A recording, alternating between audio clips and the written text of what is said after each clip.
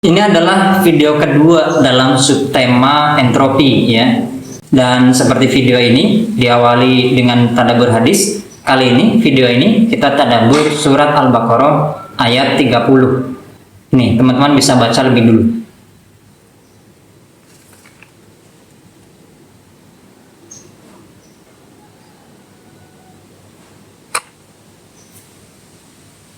Yang pertama adalah cara hidup dan berpikir para malaikat. Yang pertama menggunakan konsepsi waktu kedua atau relativitas. Karena mereka tercipta dari cahaya, fisik mereka tercipta dari cahaya, maka jalur hidup kita dari lahir sampai meninggal, malaikat itu bisa melihat itu. Termasuk keruwetan, kemungkinan-kemungkinan takdir, mereka bisa melihat itu. Dan mungkin mengatur juga jika ada hubungannya dengan amal-amal baik kita. Nanti saya jelaskan di ciri yang selanjutnya. Karena mereka tercipta dari cahaya, dari nur, wujud zat nur ya, cahaya, wujud zat kelima kalau gradasinya dari bawah. Wujud zat padat, wujud zat cair, wujud zat gas, wujud zat plasma, kemudian wujud zat cahaya. Mereka tercipta dari hal-hal yang tidak terkurung oleh kepadatan wujud zat padat. Seperti halnya teori yang biasa kita jelaskan, kita bahas di fisika kuantum, yaitu energi sama dengan massa dikalikan cahaya dikuadratkan. Dan dengan ini, karena malaikat itu bisa ke masa lalu dan ke masa depan, mereka melihat, mereka terkadang memberikan kabar-kabar masa depan kepada manusia. Bedakan, ada kabar-kabar masa depan yang itu hanya random, yang biasanya dibisikkan oleh setan atau oleh jin, dan ini pasti ada kerjasama antara manusia dengan jin itu. Tapi dengan malaikat itu tidak akan ada kerjasama, karena pola komunikasinya itu atas bawah, bukan horizontal tapi vertikal. Malaikat tidak membutuhkan apapun dari manusia, sedangkan jin pasti membutuhkan kerjasama, persembahan sebagai tanda menyembahnya manusia itu pada jin atau setan tersebut.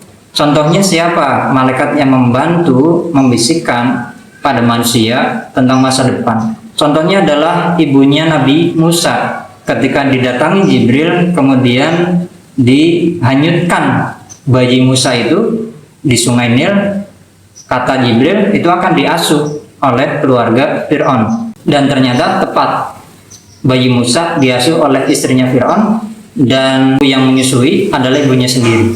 Siapa lagi malaikat yang membisikkan manusia tentang kabar masa depan? Ibunya Nabi Isa. Ketika dibisikkan bertemu entah dalam mimpi atau dalam wujud yang nyata, Siti Maryam itu dikatakan, kau akan hamil dan tenang saja, nanti bayimu yang akan menjelaskan. Dan ketika Isa masih dalam timbangan, malaikat tersambung dengan bayi Isa, kemudian bisa menjelaskan kepada banyak orang bahwa ibunya tidak berzina. Ini adalah mukjizat dari Tuhan. Di Injil atau Quran sama kisahnya. Ini adalah bukti cara hidup dan berpikir malaikat seperti itu. Mereka bisa melihat masa lalu, mereka bisa melihat masa depan manusia. Pertanyaannya, kenapa malaikat ikut campur? Nah, ini berkaitan dengan amal-amal ibadah, amal-amal kebaikan kita. Bisa jadi doa teman-teman itu banyak yang tidak dikabulkan, banyak yang ngezong ya, doa terus tapi kok nggak dikabul-kabul, hajatnya nggak kewujud-wujud dan sebagainya. Itu bisa jadi karena ketika malaikat melihat doa kita terwujud, terkabul, kita akan cenderung potensinya lebih besar kita bermaksiat, kita lupa diri, kita menyombongkan diri dan sebagainya, dan tidak beribadah seperti sebelum doa itu terkabul. Maka malaikat menjadikan atau rekayasa takdir ini itu diatur oleh malaikat. Karena amal-amal ibadah kita, mereka menjadi sayang, mereka menjadi kasihan pada kita. Kemudian doa-doa itu diganti atau ditunda sesuai dengan kapasitas atau ketepatan kondisi jiwa raga kita. Banyak kan doa-doa kita yang justru menjadikan kita kena sial, kita menyesal. Tahu gini sih nggak usah doa itu ya, tahu gini sih nggak usah pengen itu ya, dan sebagainya. Ketika doa kita tidak terkabul, malaikat tahu, oh ini kalau dikabulkan potensinya ini nih, kemungkinan besarnya ini nih. Dan karena malaikat itu berkomunikasi tanda kutip dengan amal ibadah kita, mereka menjadi kasihan dan akhirnya mengatur itu.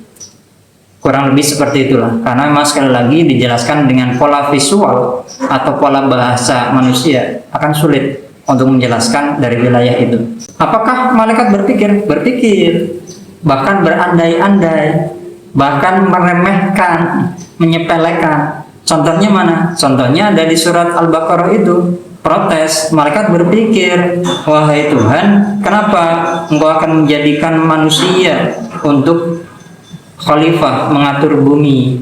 Kenapa tidak kami saja yang bertasbih mensucikan namamu setiap saat?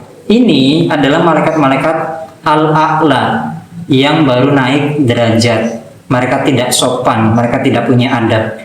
Kenapa? Karena mereka pada awalnya adalah malaikat al-adna, malaikat yang paling bawah. Kalau dalam hipotesa 7 spektrum cahaya beserta para penduduknya, mereka adalah malaikat-malaikat di spektrum merah dengan kekuatan-kekuatan besar dan bisa melakukan apapun pada semesta wujud zat padat kita.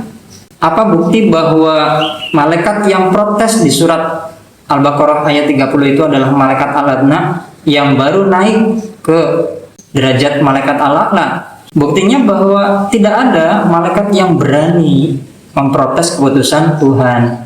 Kenapa? Berkaitan dengan sifat malaikat atau cara hidup dan berpikir malaikat selanjutnya. Apa itu?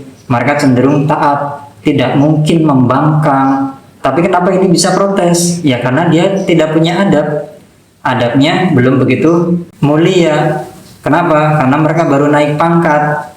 Emangnya seperti apa? Atau apakah ada bukti malaikat yang berada di spektrum wilayah merah, spektrum merah, itu tidak sopan, itu tuang protes, mereka bahkan menyepelekan, merendahkan manusia? Ada. Contohnya adalah Harut Marut, ketika menganggap manusia itu begitu bodoh, begitu payah dengan pembangkangannya pada Tuhan. Dan pada akhirnya malaikat Harut Marut ini berandai-andai, kalau saya jadi manusia, saya tidak akan seperti mereka. Maka Harut Marut itu punya kekuatan dari spektrum merah. Dia bisa melakukan sesuatu seperti sihir, yang itu direkayasa oleh setan, kemudian ilmu sihir diwariskan sampai saat ini. Bukan dari Harut Marutnya, tapi dari setan-setan yang mengcapture, yang mengambil ilmu-ilmu dari Harut Marut, kemudian dimodifikasi oleh mereka. Harut Marut sendiri pada dasarnya mengajarkan ketaatan pada Tuhan, tapi mereka juga tidak tahan godaan. Mereka oleh nafsu yang hanya satu tetes di dalam diri mereka, mereka tidak tahan dengan godaan yang menghampiri mereka. Akhirnya apa? Ya akhirnya mereka paham sendiri, ternyata tugas manusia itu sangat berat, bukan tentang ibadah-ibadahnya, tapi tentang pengendalian hawa nafsunya.